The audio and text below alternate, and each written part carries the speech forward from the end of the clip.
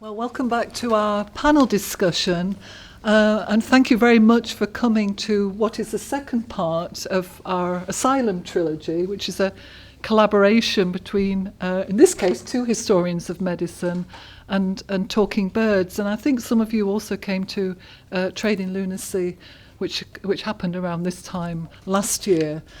And I have to let you know there have been a couple of changes, unfortunately, to the panel. This was to be chaired initially by Maria Luddy, Professor Maria Luddy, who is Chair of Modern Irish History at the University of Warwick. But unfortunately, she has fallen ill and is unable to chair. So I have taken over. And also Liz Hardwick, a consultant psychiatrist, was going to join us tonight, but she has had an emergency to attend to, which I guess is a professional hazard, alas. So I'm going to start by introducing myself. My name is Hilary Marland, and I'm Professor of History at the University of Warwick. And together with Catherine Cox, I've been working for a couple of years on a project on Irish migration to Lancashire. And we're particularly interested in the high incidence of admission to Lancashire asylums. So we're looking at the period from the Great Famine up to 1921.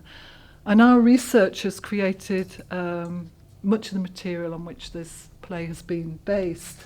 And Catherine is Director for the Centre of History of Medicine at Ireland at University College Dublin.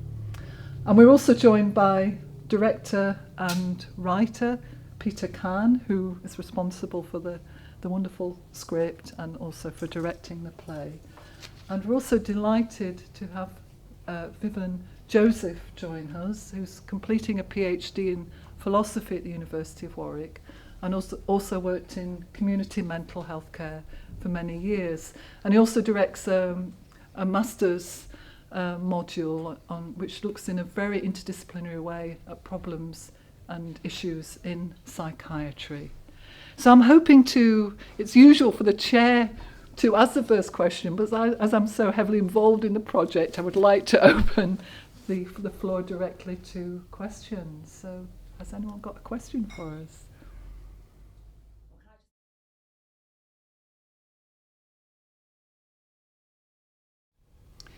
Well, it's something we've become very interested in the project, because you're absolutely right. There seems to be very high rates of mental ill health amongst both the Irish who stay in Ireland, but also the Irish who migrate.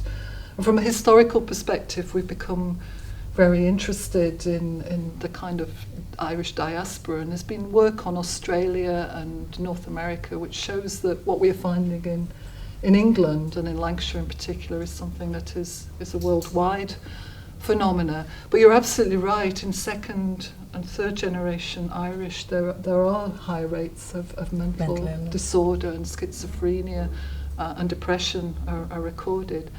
And I'm not sure there's ever been a really satisfactory answer to this issue. I mean, I think Irish migrants appear to be able to access services, whatever we think of the quality of those services. They seem historically to have been quite successful, as the play tries to show, at accessing them.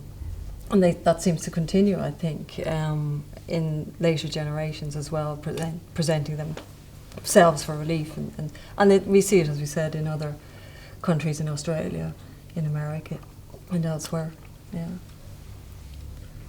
So I mean, well, I shouldn't really be asking questions here, but so, are these higher rates current? So the rates for people of Irish descent are higher compared to the proportion in the population that they.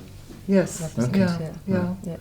And it's for many specific disorders as well, particularly for schizophrenia. And I mean, I think many different explanations have been mooted, but it's a pity we haven't got a consultant psychiatrist with us at this moment.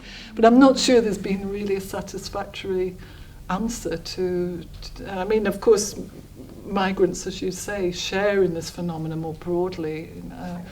There's also been a lot of research in Asian migration and the relationship with mental illness and in Afro-Caribbean populations. So this phenomena seems to be shared by many groups who migrate. And it was, interestingly enough, this phenomenon was picked up way back in the 1930s when Norwegian migration was looked at specifically Norwegian migrants to North America, and they found that rates amongst Norwegians who migrated, rates of mental illness were also much higher. So this is something that's been known about for a long time, and was also certainly recognised in the 19th century, as the play shows.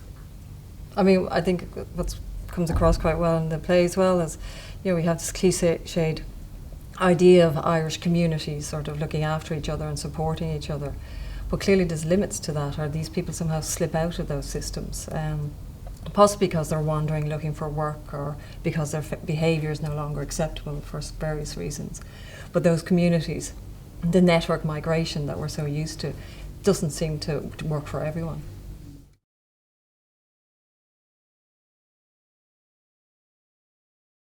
There has been some work done on the sort of 1950s, 1960s periods by historians and sociologists who've tried to explain that. And they've tried to look at the types of employment that Irish migrants went for. And of course, a lot of the employment in the period, some of it was obviously the car motor industry, but other employments such as the building works, a lot of the problems associated with that was, of course, payment was made in the pubs, and of course, therefore encouraged people who were themselves maybe migrants on their own to actually consume alcohol, which of course then was related to mental illness. So, do you know what I mean? There has been a certain amount of work done on those periods, and again, it sort of shows this repeat, I suppose, of the same thing we saw this evening, of this, single men isolated, going to certain environments, the environment in which they find themselves becoming isolated, and then,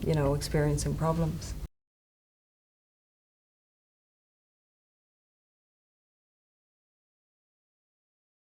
Well, it could be in for many, many years, and there was one patient whose name was given, who went in the 1860s. 40 years. 40 years. There was the longest one. I mean, people were. The ones that were really severe cases, considered to be incurable, were later transferred to places like Whittingham Asylum, where they might have spent the rest of their lives. So it was a long period, and so sometimes they were released unrelieved. So it was variable. I don't know if there are any. I didn't come across any actual concrete statistics. Just those particular case notes of people. Yeah, there was some records in the annual reports, and the rates of discharge did tend to be lower for the Irish patients in the asylum. And one of the things that the doctors were also pointing out was there was nowhere for them to go. They didn't have friends or relatives in the area, and that's right. Many were transferred to there were 4 big Lancashire asylums, and Whittingham ended up as being the one where people were sent as a last resort, and they were very rarely discharged from there. And it was, the doctors wrote in the annual reports, well, one reason we're sending them here is it's not particularly easy to get to, and they don't have any visitors. No one's going to come and collect them, so we may as well send them off. But many spent several decades, and many died in the asylums as well. Because there was, there was a policy that if you had a family member, you could be transferred back to the workhouse, because there you could be visited and you're still within, whereas the Irish were not identified as less suitable for transfer back to the workhouse, and instead, as Hilary said, to the Whittingham Asylum, where there would be no need for family to visit them. So you're saying that you weren't allowed visitors? Oh no, you were allowed them, but they were just so seldom visited that there was no sort of need to worry about relatives' access. Was this also your experience when you worked in mental health care, of this sort of question, how much did isolation and kind of that lack of community play a role, do you think? Well, but of course everything's changed with care in the community. So I mean, there aren't, now we have psychiatric hospitals where people are encouraged not to stay for very long.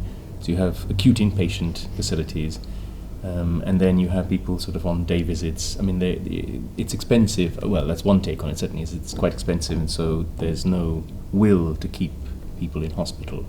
So that's a huge difference. I mean, I think the nearest asylum to Leamington was Hatton in Warwick, and that was shut down, I don't know, in the 1980s, 90s, something like that. So that's a huge difference. But certainly with migrants, I mean, I didn't notice so much. So that's why I asked a question about second, third generation Irish migrants, I suppose, or British now. But with South Asian migrants, and in particular, we had a dedicated worker for women. Not all so the South Asians are mostly in Leamington, the area that we were in. It was Punjabi women, many of whom didn't speak English, and so if the marriage had broken down, for example, then that meant they became very isolated. Community then didn't support them. So I mean, there might be reasons why communities, also in the case of the Irish then, might be unable to support someone, and so it was felt. I mean, we got funding for a worker just for that community. Well, it's hard to sort of imagine the contrast, really, with current care in psychiatry and what was happening in the late 19th century, because these asylums, as the play indicates, were just growing and growing, and it was becoming an incredibly desperate situation, and they kept building annexes and wings, and the population in Lancashire is the second largest population after London. They were taking thousands of patients, and they were really desperate about this as a huge problem. And in London, they even had a specialist asylum for Jewish migrants, Conley Hatch, which was partly because of the rationale that you could deal with kosher food and you could provide a better standard of care, really. But the scale was so enormous in the 19th century of incarceration and for long stays, as we've indicated. And there was at one stage the proposal to actually have an Irish asylum in Lancashire. I mean, it never became a reality, but it was certainly discussed briefly, that because of the sheer numbers, that this might be a way of dealing with it and providing Roman Catholic religious service and et cetera, et cetera. I mean, they never went ahead, but it gives you an indication of how worried they were about it. And of course they were up in arms about the cost, because it was just phenomenal cost on local taxes, and the Preston Chronicle, I think, was much more vitriolic than even the Liverpool Mercury in condemning the Irish for causing this huge burden on the poor rate.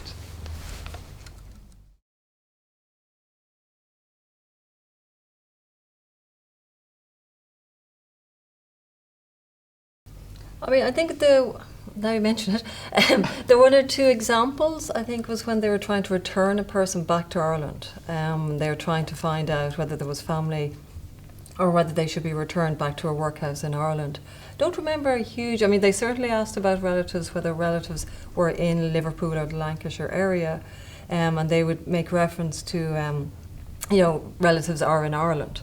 But beyond that, I don't remember a huge number of attempts to actually contact them in Ireland, but you may have a better memory of that, Hilary. Well, the fiddler is the example.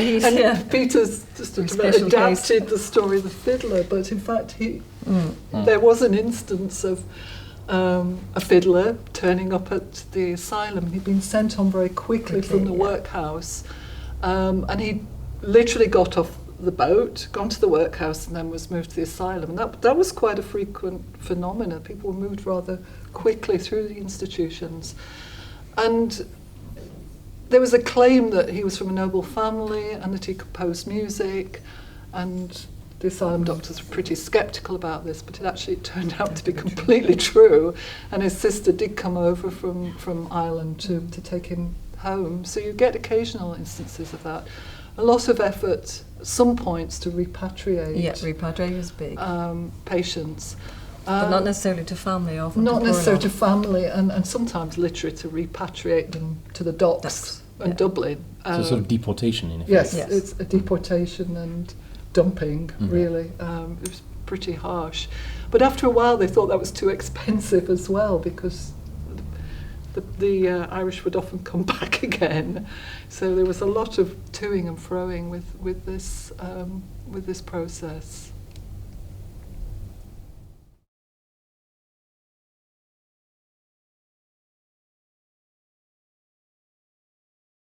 No, it was. It's as it says in the play that the disappointment comes from the expectations that it's going to be better, that it couldn't be worse than the place that you've come from, and getting there and then finding that you're treated as a second-class citizen, and that the place that you consider to be the idea of the promised land is far from that. And then the biggest cause of disappointment is failure. You know, you're failing to find a job, you're failing to find a job that will feed your family, because whole families came over, and quite often people were sending money back to Ireland as well. So it was that the build-up of those things which caused that idea of disappointment. And because I got that, well, everything that came from research from Hilary and Catherine, but also the postgrad students who did an awful lot of research from in England and Ireland. Every time I had a question, I just send it out to them, and I get reams of stuff back. So, and I think disappointment came from one of you lot, didn't it? I can't remember which one of you it was that was talking about disappointment. And I think the important thing to bear in mind is that in the second half of the 19th century, migration is seen as a sort of way of life for Irish people at this stage. You know, the expectation is that at least one or two of your family will migrate. So there is this idea that it's the expected part of a young man or young woman's life. And when you can participate in that successfully, what does that mean about you and your sense of disappointment as well? So, yeah. And I suppose this is all just following this devastating... Yeah, but then it continues on as well, you know. Sure. It's sort of, obviously migration existed between England and Ireland, or rather Ireland and England, pre-famine. It accelerates during the famine and then just continues on throughout the late 19th into the 20th century, as we know. Right.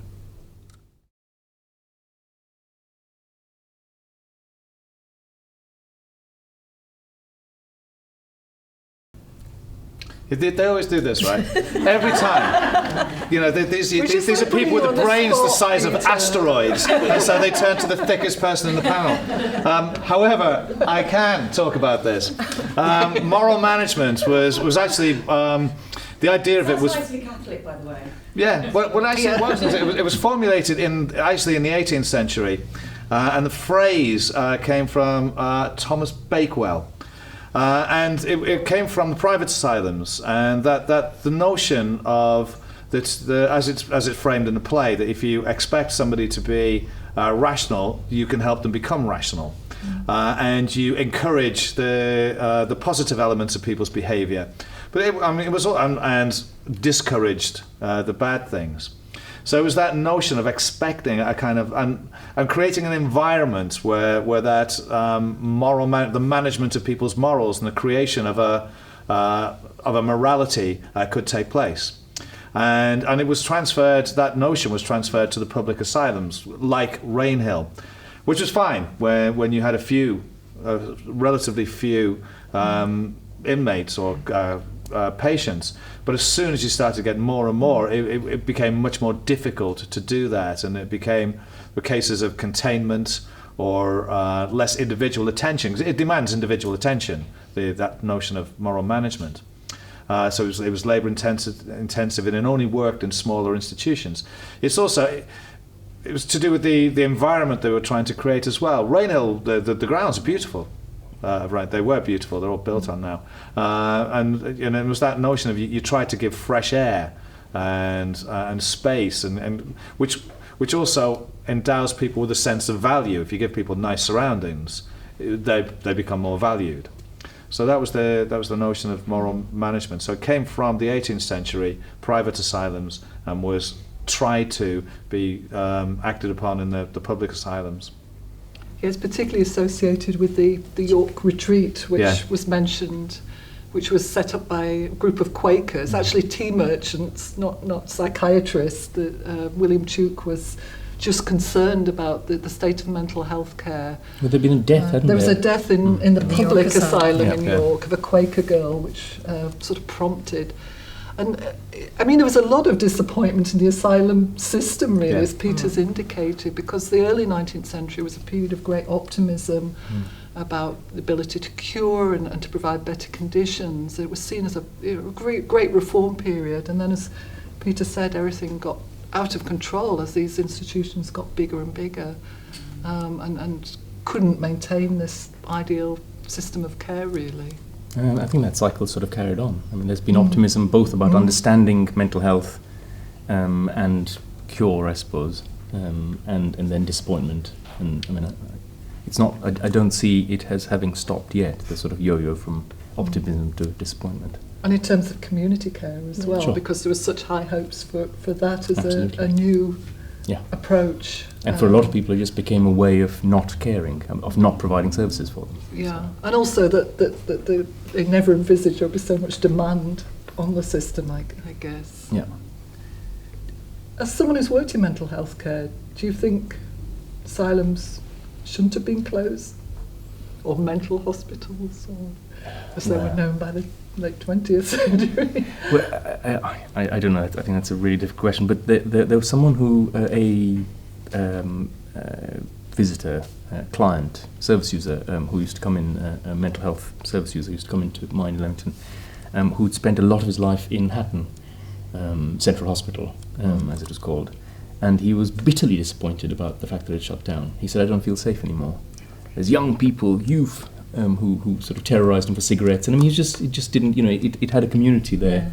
I think they grew their own crops, or grew some vegetables and so on. He understood the system. It was sort of a little society, which, he understood and he felt safe in.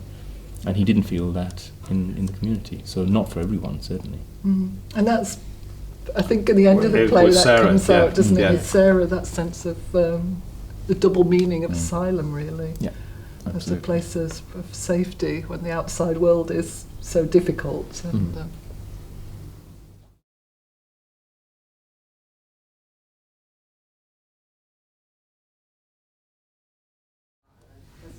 Well, there was, as it says in the song near the beginning, there were schemes for repatriation.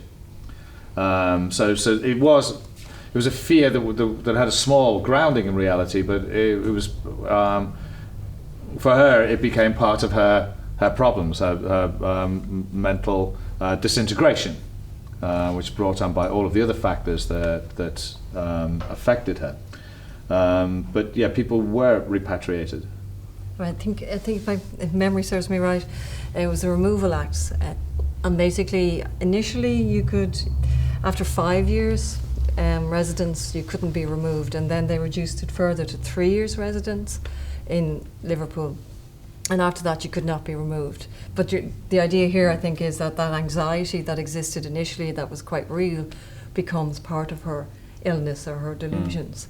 Which is very nicely done in. And for her, it's fear of failure as well, because she states right at the beginning, "I'm not going back, whatever." And so it's partly fear of the outside things that are happening to her, and her own fear of failing is manifested in that notion that people are going to send her back.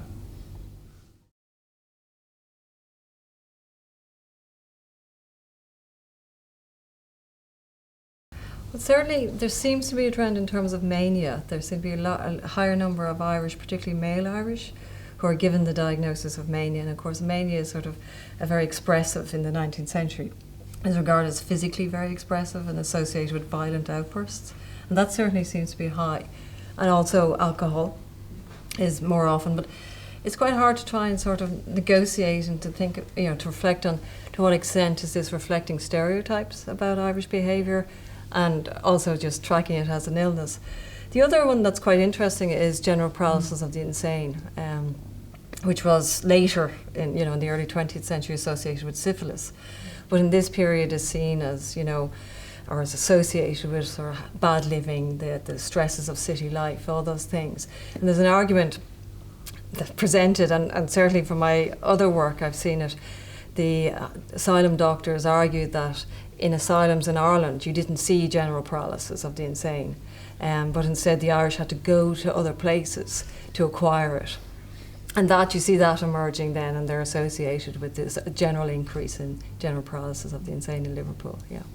And there's a lot of interest in degeneration Yeah. as well by the late 19th century, this idea that different races are not as well equipped to keep up with the race of life, which is so nicely referenced in the play, and a lot of references to the Irish as sort of losers, or as Sarah put it, those hobbling behind at the back of the race. So these ideas of sort of racial ideas really start to play quite a strong role by the late 19th century as well, and impact on diagnosis. And of course, our asylum the asylum doctors are aware that the asylums in Ireland are packed full of the Irish, of patients, and it seems to be increasing at a greater rate in Ireland than it is in England. So they're aware of that context. Sorry, I cut across you. No, sorry. I was just going to pick up the other strand.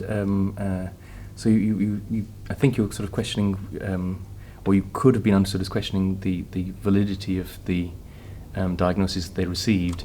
And I mean, I think that's still an open question now. So I mean, there's a guy called Ethan Motters who's written a book called Crazy Like Us, and he puts a case forward that there's a cultural, something like, very roughly, there's a cultural element to the symptoms that people exhibit. Maybe not for all disorders, but certainly he gives an example of anorexia in Hong Kong, which, people presented with quite different symptoms up until a certain case and so on. So that's also an open question, I think. And the language difficulties must have been quite extreme within the asylum, because actually by the late 19th century, Rainhill is not just taking Irish patients, they're all over the world, and particularly because of the number of sailors but migrants too, coming from Scandinavia, America, China, Germany. It's just phenomenal, and you think, how did they possibly communicate with all these patients in the most simple terms?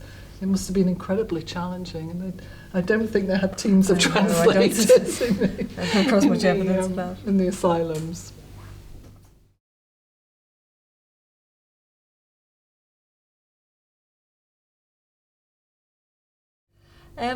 Not quite sure that's quite what we're arguing.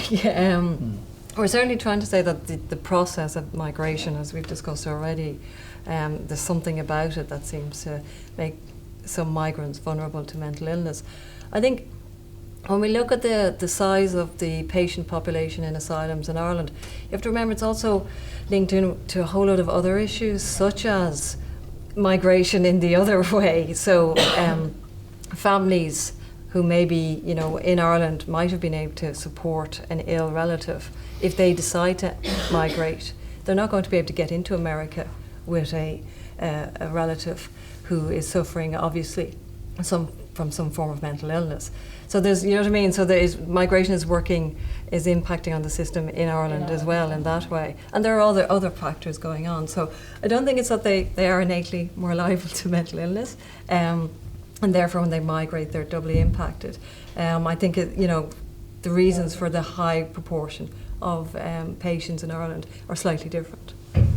And there are different patterns of migration, aren't there, through the 19th century. In the very early 19th century, it's more likely to be families who would go to work in the cotton mills. And then by the mid-19th century, it's often single migrants like Sarah, who end up much more isolated, of course. And therefore more vulnerable. And more vulnerable. But there's a lot of debate too about who migrates, I think, whether it's the strongest and most ambitious, or if it's people who have to migrate because they're already failing. So there's a lot of, contemporary debate as well about the relationship between migration and mental health and the kinds of people who are prompted to migrate in the first place. And views of the people from the receiving population. Absolutely. Yeah, of course. They very much argue that, the landlords and others are sending their mad off to England. While in Ireland, asylum doctors are saying, no, the best are migrating and the leftovers are sort of going mad in Ireland. Sorry? It's always the point of view wherever you are. Exactly, yeah.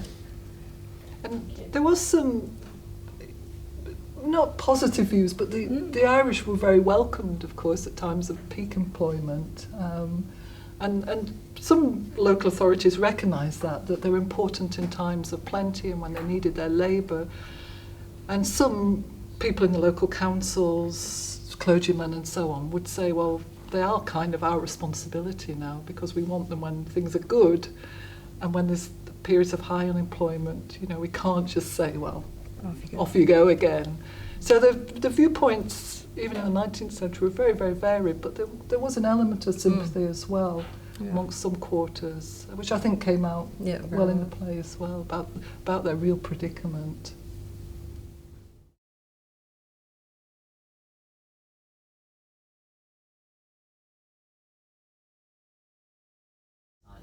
Not really, no. I mean, if you look at what goes into it, I mean, in the 19th century, you have quite a strong campaign against Poitín making.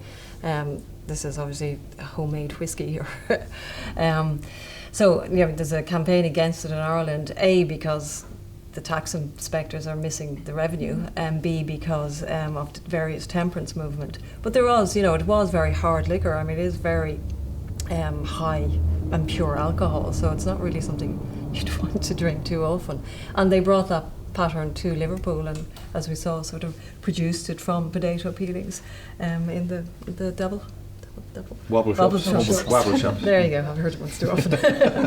And I think if you're, I'm no expert in this, but I think if you're not careful when you're distilling alcohol, you get the wrong kind of alcohol. You get methyl alcohol, which is poisonous. Yeah. So. If the alcohol were not pure in those things, and it had some methanol, that it could cause quite a lot of mental problems. Yeah. Is that not possible that there was an excessive amount of bad drink, and that starts it off, and that could then be hereditary as well? Yeah, I think it's very likely. Mm-hmm. Yeah, and certainly there were very high rates of alcohol-related insanity recorded amongst the Irish. But I think it's the impurity in the alcohol rather than the alcohol itself. Yeah, I mean, I don't know an awful lot about that. I don't know a huge amount about it, but it sounds very, very plausible, yes. I'm a chemist, that's where. Ah, well, there you go. You know better about that.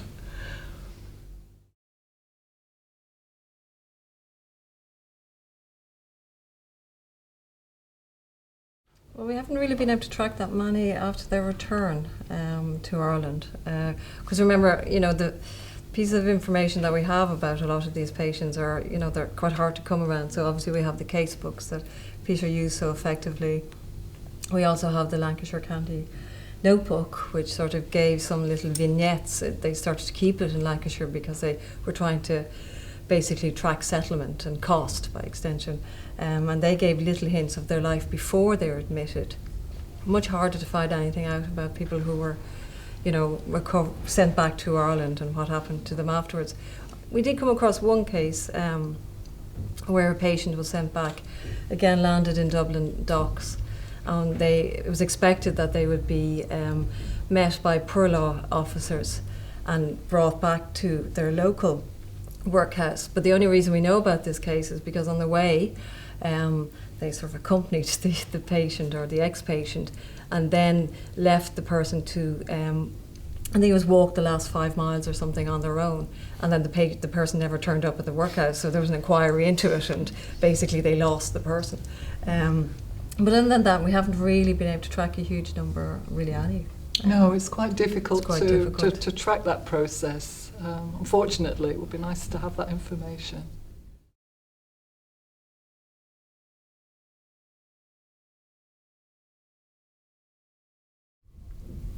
Well, I mean, the place is quite expensive, isn't it? Yeah, I mean, the process generally was the people who were paupers who couldn't get work, or sometimes they just went straight to the workhouse, and because of the effects of what they come from, as well as what they found, they ended up in the lunatic wards of the asylums.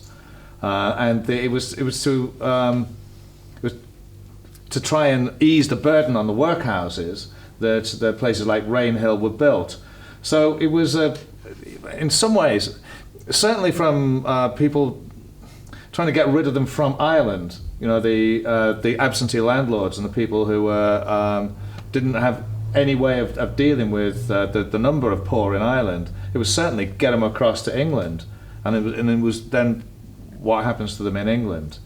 So it's quite an interesting question, and I think it's partially true.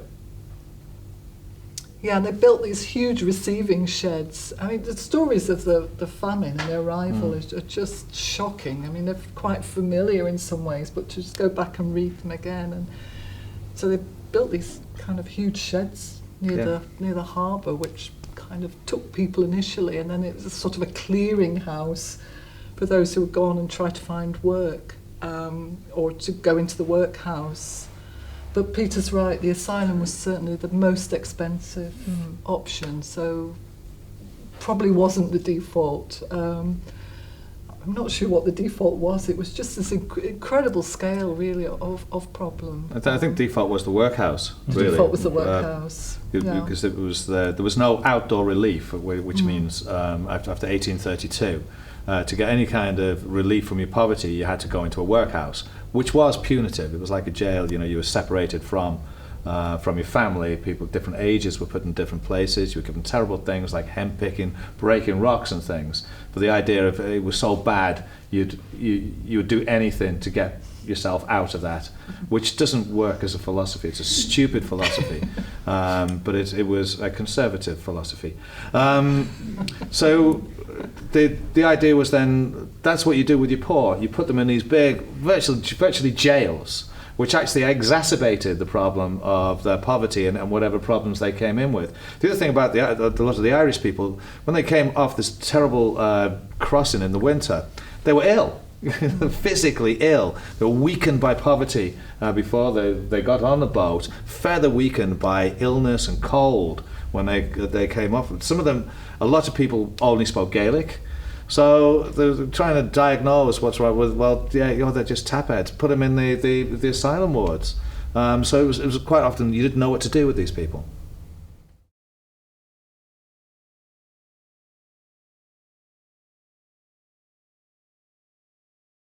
Well, melancholia was a recognised notion, which we might call depression now, but that melancholia was disappointment, melancholia, those kind of things where diagnosis is difficult, isn't it? It's I mean, we're not that far from guesswork now sometimes, but it was very difficult to form scientific diagnoses at times. You do come across disappointment and love, just to talk about broken hearts. Yeah. Yes, there's a lot of jilted young women, and of course that was not just the disappointment of losing your boyfriend, but actually probably had economic consequences as well in many cases. So yes, families splitting up, bereavements. Yeah, bereavement is quite those are also mentioned quite often. So the stresses really and strains, and poverty is referred to all the time. This idea that maybe these people weren't actually mentally ill, but they were just so poor and disappointed that they was kind of defeated really by life. It's not clear that there's a clear dividing line between enormous stress and anxiety caused by social circumstances and what we would now currently call a particular mental health diagnosis. I wonder if it gets time to have a cheering drink. I think so. I think we're fine for one. It's time we risk mental decay from the demon of alcohol.